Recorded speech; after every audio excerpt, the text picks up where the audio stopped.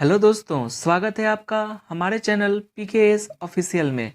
दोस्तों, आज का टॉपिक है जो मेल के बॉडी में स्पर्म कैसे बनता है, यानी फॉर्मेशन ऑफ स्पर्म। तो आज हर एक डाउट को क्लियर करने वाले हैं, तो क्लास को अंत तक देखिएगा ताकि आप लोग अच्छे से समझ सकें। तो चलिए शुरू करते हैं।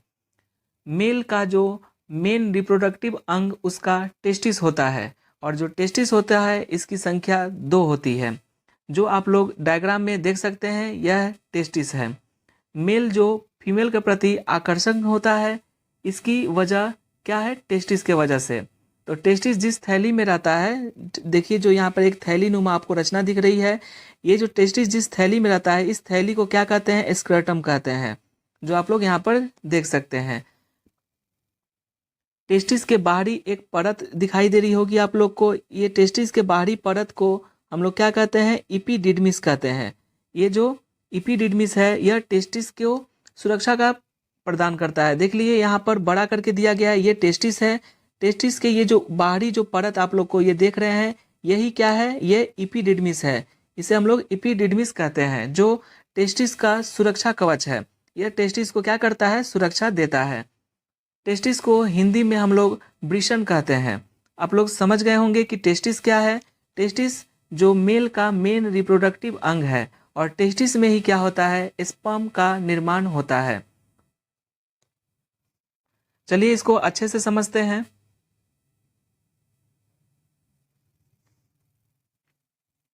तो आप लोग जानते ही होंगे कि स्पर्म का जो निर्माण होता है वो कहाँ होता है? टेस्टिस में होता है। और यह स्पर्म शरीर के बाहर तो निकलेगा ही, तो यह स्पर्म टेस्टिस से होते हुए इपीडिडमिस में जाकर ये स्टोर रहता है। जो आप लोग यहाँ पर इपीडिडमिस देख पा रहे होंगे, ये इपीडिडमिस जो है यहाँ पर स्पर्म स्टोर रहता है।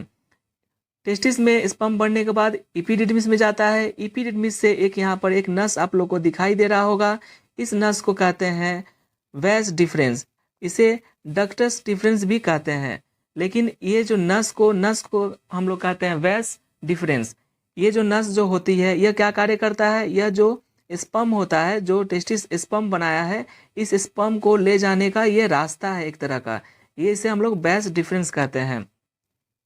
इसके बाद स्पर्म यहाँ से होते हुए जब ये वैस डिफरेंस से होते हुए जब आगे जाएगा, तो यहाँ पर एक सेमिनल वेसिकल्स पाया जाता है।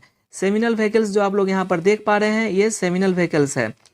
उसके बाद क्या होता है? उसी के जस्ट नीचे प्रोस्टेट ग्लैंड पाया जाता है। जब यहाँ से स्पर्म आ रहा होता है, तब क्या करता है? ये सेमिनल वेसल्स क्या करता है और प्रोस्टेट ग्लैंड क्या करता है? इस स्पर्म में कुछ फ्लूइड यहाँ पर ऐड कर देता है, और इस स्पर्म में जो फ्लूइड ऐड कर देते हैं, जो कि यह एक तरल न्यूट्रिएंट्स होते हैं। यह फ्लूइड स्पर्म में मिलकर स्पर्म को क्या करता है? ट्रैवल करने में आसानी कर देता है, उसमें मोबिलिटी को बढ़ा देता है। जो स्पर्म जो मूवमेंट होता है, इसमें यह क्या होगा? आसानी होगा। तो ये सेमिनल वेसिकल्स और प्रोस्टेट ग्लैंड क्या करता है? इस स्पर्म जो आ रहा है इसमें क्या करता है? कुछ फ्लूइड इसमें ऐड कर देता है, दोनों मिलकर। उसके बाद देखिए यहाँ पर क्या है? यह है यूरेटर, जो किडनी से होकर यहाँ पर आया हुआ ये नस है, यूरेटर। ये इसे यूरिन आकर, ये जो देख रहे हैं ये रेड कलर का, ये है यूरिनरी ब्लैडर। ये यूरिन ब्लैडर है, इसी में क्या होता है? यूरिन स्टोर रहता है। तो आप लोग देख पा रहे होंगे कि ये जो वैस डिफरेंस है, इस वैस डिफरेंस जाकर ये कहाँ मिला है? सेमिनल वेसल्स में। और ये जो यूरेटर है, ये यूरेटर आप लोग देख रहे हैं, ये यूरेटर से यूरिन होते हुए ये यूरिन ब्लैडर में रहता है स्टोर। उसके बाद यहाँ से देख रहे हैं प्रोस्टेट ग्लैंड के पास दोनों का रास्ता सेम हो जा रहा है। जो यूरिन आ रहा है किडनी से होते हुए वो भी, और जो इधर से स्पर्म आ रहा है वो भी कहाँ पे? ये यहाँ पर जाकर एक ही रास्ता कॉमन पैसेज हो जा रहा है, जिसे हम लोग यूरेथ्रा कहते हैं, जो आप लोग यहाँ पर देख पा रहे होंगे। ये यूरेथ्रा है। ये पेनिस के बीचों बीच जो ये रास्ता है, इसे हम लोग यूरेथ्रा कहते हैं। ये यूरिन और सीमेन, ये दोनों का ही कॉमन रास्ता है, जो आप लोग यहाँ पर देख पा रहे होंगे। लेकिन प्रॉब्लम यहाँ पे क्रिएट हो जाती है कि एक समय में दोनों यहाँ पर, या तो सीमेन और ये यूरिन दोनों एक साथ यहाँ पर नहीं आ सकते हैं। इसको कंट्रोल करने के लिए किसी को तो चाहिए। तो इसके लिए यहाँ पर क्या दिया गया है? यहाँ पर ये प्रोस्टेट ग्लैंड जो है, ये प्रोस्टेट ग्लैंड क्या करता है, इसको निर्धारित करता है कि एक समय पर कोई एक ही यहाँ पे रास्ते को क्लियर करे, या फिर जब यहाँ से स्पर्म आ रहा होता है तो ये स्पर्म को आने देता है और यूरिन का जो यहाँ पे रास्ता है इसको क्लोज कर देता है। और जब अगर यहाँ से यूरिन आ रहा होता है तो ये क्या करता है, यूरिन को आने देता है और स्पर्म का जो रास्ता है इसे ब्लॉक कर देता है, जिससे एक समय पर एक ही चीज़ को यहाँ पर रास्ता दिया जा सके। तो ये इसका कार्य क्या है, प्रोस्टेट ग्लैंड का। प्रोस्टेट ग्लैंड क्या करता है, जो इसे कंट्रोल करता है कि किस समय कौन सा रास्ते से होकर स्पर्म जाएगा और यूरिन जाएगा, दोनों एक ही समय पर नहीं जा सकते। आई होप आप लोग इतना समझ गए होंगे कि ये जो स्पर्म आ रहा है यहाँ से सेमिनल वेसल से आके प्रोस्टेट ग्लैंड में आता है, प्रोस्टेट ग्लैंड से आते हुए यहाँ से यूरेथ्रा से होते हुए पेनिस से बाहर निकल जाता है स्पर्म। उसी तरह ये जो यहाँ से यूरिन जो आता है, यूरिन जो यहाँ से ब्लैडर से होते हुए यूरिन आता है, यूरिन आकर यहाँ से प्रोस्टेट ग्लैंड से होते हुए भी वो भी यहाँ से यूरेथ्रा के माध्यम से यहाँ पेनिस से बाहर निकल जाता है। तो आप लोग समझ गए होंगे इसका फंडा क्या है कि एक समय पर कोई एक ही चीज़ का रास्ता यहाँ पे क्लियर करता है। कौन, ये जो प्रोस्टेट ग्लैंड है ये। तो आप लोग देखें यहाँ से कि जब यहाँ से टेस्टिस स्पर्म बनाया, स्पर्म बनाकर यहाँ से एपिडिडिम्स में आया, एपिडिडिम्स से होकर वेस्ट डिफरेंस से होते हुए स्पर्म यहाँ पर सेमिनल वेसिकल्स में आया, सेमिनल वेसिकल्स यहाँ पर क्या किया, कुछ फ्लूइड यहाँ पर ऐड कर दिया स्पर्म में। उसके बाद प्रोस्टेट ग्लैंड भी उसमें कुछ फ्लूइड यहाँ पर ऐड कर दिया स्पर्म में। उसके बाद यहाँ से क्या होता है, सीमेन का निर्माण होता है, और वो सीमेन क्या होता है, यहाँ यूरेथ्रा से हमारे पेनिस के माध्यम से होते हुए बाहर निकल आता है। आई होप आप लोग इतना समझ गए होंगे। अब हम लोग जानेंगे कि डिफरेंस ऑफ स्पर्म एंड सीमेन। यह सीमेन क्या होता है, इससे पहले जान लेते हैं। इसमें बहुत ही लोगों को कन्फ्यूजन रहता है कि जो सीमेन होता है और स्पर्म ये दोनों एक होता है, लेकिन ये एक्चुअली दोनों अलग अलग है। स्पर्म और सीमेन दोनों अलग होता है। जो स्पर्म होता है वह टेस्टिस में बनता है, जो आप लोगों ने देखा, जो ये टेस्टिस है, स्पर्म क्या होता है, टेस्टिस में बनता है। बट जो सीमेन होता है ये क्या होता है, सेमिनल वेसिकल्स और प्रोस्टेट ग्लैंड से द्वारा यहाँ पे जो फ्लूइड जो ऐड होता है, जिससे ये एक तरह का चिकनाई वाला तरल पदार्थ से बना होता है, जो न्यूट्रिएंट्स का बना होता है। प्लाज्मा रहता है, इसमें बहुत तरह के न्यूट्रिएंट्स ऐड रहती है। एक चिकने वाला तरल पदार्थ से बना होता है, जो स्पर्म के साथ फ्लूइड मिला हुआ रहता है, जो आप लोग यहाँ पर देख पा रहे होंगे। और वह पेनिस के रास्ते क्या होता है, वो सीमेन बाहर आ जाता है।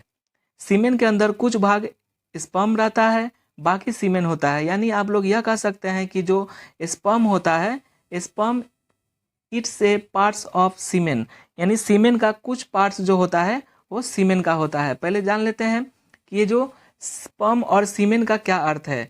स्पर्म जो है ये शब्द ग्रीक वर्ड स्पेमा से बना है, जिसका अर्थ होता है बीज, जबकि सीमेन लैटिन वर्ड सेरीरी से बना होता है, जिसका अर्थ होता है रोपना। आसान शब्दों में समझे तो पेनिस से बाहर निकलने वाला व्हाइट कलर का जो लिक्विड सीमन है, लिक्विड जो होता है वो क्या है, सीमन है। जबकि इस फ्लूइड के अंदर मौजूद रहने वाला हजारों लाखों सेल्स को हम लोग स्पर्म कहते हैं, यानी शुक्राणु कहते हैं। स्पर्म को हिंदी में शुक्राणु कहते हैं, सीमेन को हिंदी में वीर्य कहते हैं, जो आप लोग समझ गए होंगे।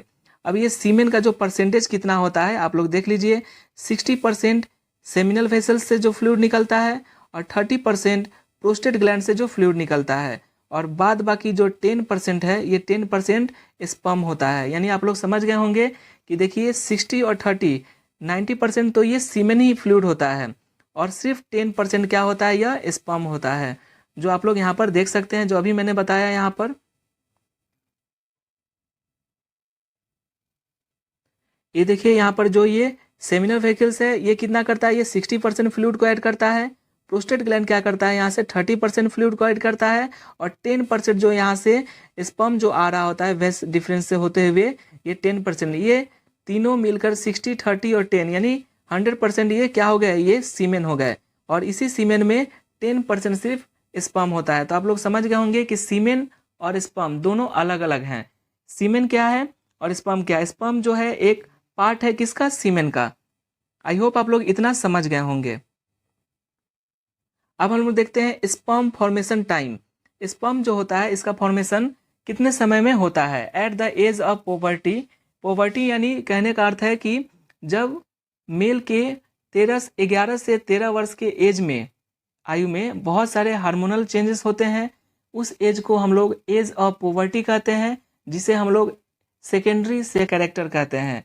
जब मेल में नई नई दाढ़ी, नई नई मूछ और उनका जो आवाज़ होता है वह भारी होने लगता है। यह सब कब होता है? यह पुबर्टी एज में। उस दौरान स्पर्म बढ़ना स्टार्ट हो जाता है। इसी एज के दौरान 11 से 13 वर्ष के उम्र में क्या होता है? टेस्टिस में स्पर्म बढ़ना शुरू हो जाता है। अब हम लोग जानेंगे कि स्पर्म बनने में टाइम कितना लगता है। स्पर्म को बनने में कम से कम 72 टू 75 डेज अप्रॉक्स लगते हैं, यानी 2 से 2.5 मंथ लगते हैं स्पर्म को बनने में। और कब से बनने स्टार्ट होता है? तो जब पुबर्टी एज चालू होता है मेल में 11 से 13 वर्ष की आयु में, जब हार्मोनल चेंजेस होते हैं, उस एज को हम लोग कहते हैं सेकेंडरी सेक्सुअल कैरेक्टर, यानी द्वितीय लैंगिक पहचान। यह जब पुरुषों में होता है। अब आता है सीमेन एजुकुलेशन। सीमेन जो होता है वो एजुकुलेशन कितना होता है? अप्रॉक्स 3.5 ml टू यहाँ पर 7 ml यह एजुकुलेट होता है एक बार में। सीमेन 3.5 ml से लेकर 7 ml तक ये एक बार में जो सीमेन होता है वो एजुकुलेट होता है। 1 ml सीमेन में लगभग 120 मिलियन स्पर्म मौजूद होते हैं। तो आप लोग समझ सकते हैं कि 1 ml सीमेन में 120 मिलियन स्पर्म मौजूद है। ये बहुत ही ह्यूज अमाउंट है, जो आप लोग समझ सकते हैं। अब है formation. Sperm develop in the testicle within a system of tiny tube called the seminiferous tubules. कहने का अर्थ है जो ये टेस्टिस आप लोग देख रहे हैं, इस टेस्टिस में बहुत ही छोटे छोटे जो यहाँ पर ट्यूब जो देख पा रहे हैं, जिसे क्या कहते हैं? Seminiferous tubules.